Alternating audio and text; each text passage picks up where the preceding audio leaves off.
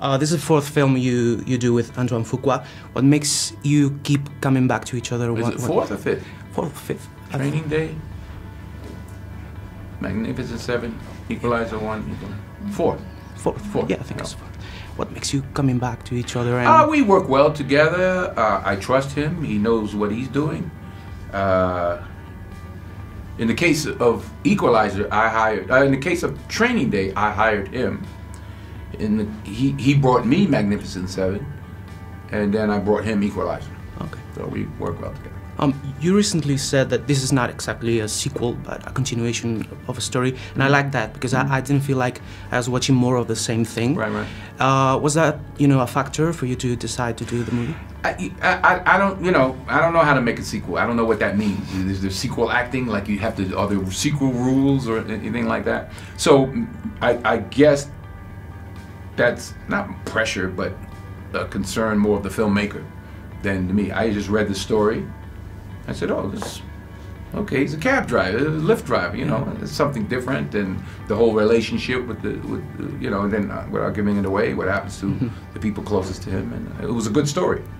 And talking about sequels, what do you think about all the frenzy, in Hollywood for the sequels and reboots and sequels of movies from, 30, 40 years ago? Well, it's a business. People want to make money, so they latch on to whatever, that one made $1 billion. We need 10 of those. 10 Titanics tomorrow. Robert is now a Lyft driver, as you said. That's a big part of the film, but apart from his day job, how is his life and the character different from the first? He seems like he's beginning to open up to allow people in his life. We see him engaging with other people. I'd be curious to see where he is next, because he tried this and look what happened. So that means you're interested in that? No, I'm just saying. No, I'm not saying that.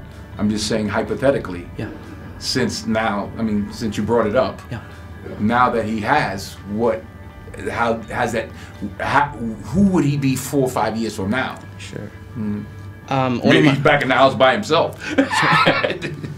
One of my favorite parts of the film is the relationship with the character, with Miles, the neighbor.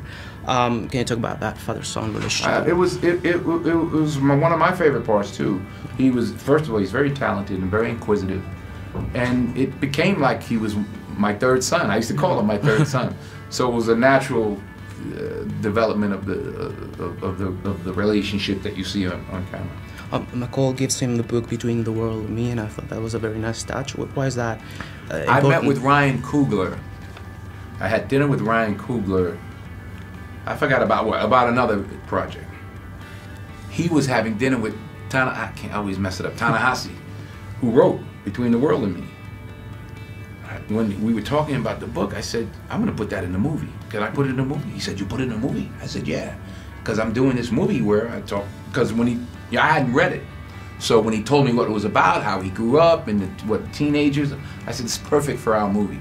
I said, I want to use it in the movie. I'm going to give the book to Ashton, so that's what I did. Okay, with Miles and Susan, I think there's a very playful and goofy side of the character that balances out all the violence and the bleakness. Is that you? I mean, did you? I think you look for that a little bit, and we're all more relaxed in the parts now. So you find, and just as it's written, I mean, she's in the baño, right, the bathroom when. So it's to hear a toilet flush and all that. I mean, it's inherently. Well, it's supposed to be funny, but I think there's room for that. He was very, very funny. Last question. Robert McCall is a vigilante with incredible strength and special abilities. Is this your superhero movie? I mean, did you feel like... I don't put titles on movies. Yeah. The other people categorize movies. I don't even know what that means, a superhero movie. There's only two kind of movies, good, bad. Yeah, that's right. That's right. I agree. Yeah. So I'm going to kill each and every one of them, and the only disappointment is that I only get to do it once.